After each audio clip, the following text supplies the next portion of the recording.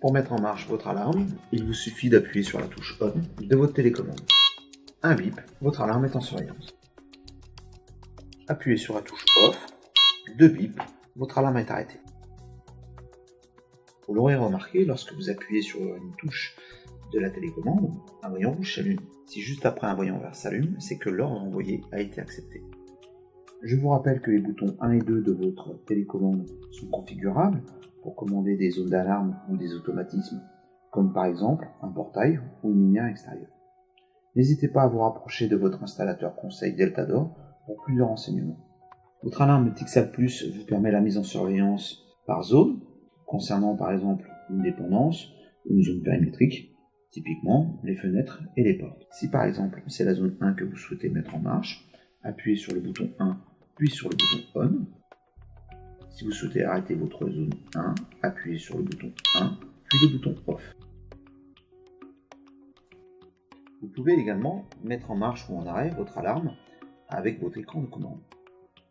Réveillez celui-ci en appuyant sur la touche marche arrêt, l'écran va s'allumer. Composez votre code d'accès à ce chiffre, puis appuyez sur ON. La sirène émet un bip de confirmation et l'écran affiche la mise en marche. Pour la mise en marche d'une zone d'alarme avec votre écran de commande, vous devez réveiller votre affichage, puis composer votre code et valider par OK. L'affichage vous indique l'état de votre alarme. Avec les flèches, sélectionnez votre zone, puis validez par OK. Et l'écran affiche la mise en marche. Votre alarme est fiable et a été installée par un professionnel. Mais pour plus de certitude, vous souhaitez la tester, par exemple avant de partir en vacances. Nous allons donc vous expliquer comment tester les détecteurs de mouvement et d'ouverture. Nous allons commencer par tester un détecteur de mouvement. Dans le cas présent, le délai de sortie est de 90 secondes. Mettez votre alarme en marche avec un clavier ou une télécommande. Ensuite, vous devez sortir de la pièce. En fait, il est primordial, lors d'un test, de ne pas être dans le champ de détection d'un détecteur. En effet, celui-ci a besoin de 2 minutes pour s'initialiser.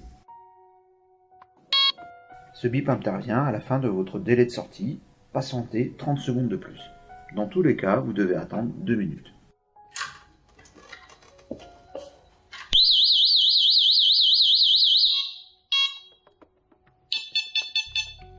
Vous avez constaté qu'à l'arrêt de votre alarme, la sirène a émis une longue série de bips, après les 2 bips habituels de l'arrêt. Cette série de bips est une information à consulter sur votre écran de commande.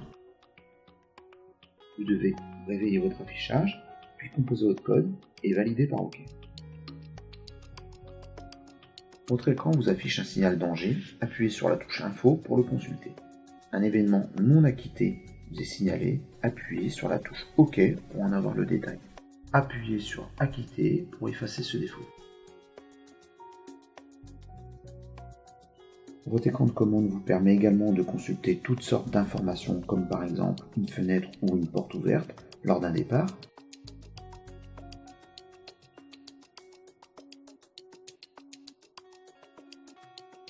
Le cas échéant, vous pouvez malgré une issue ouverte mettre en marche votre alarme.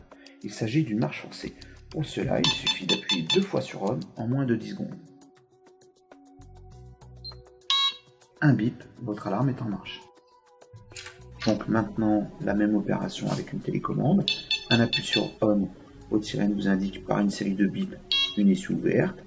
Un deuxième appui, un seul bip, votre alarme est en marche. Donc, comme tout à l'heure à la fin de votre délai de sortie, un bip de confirmation.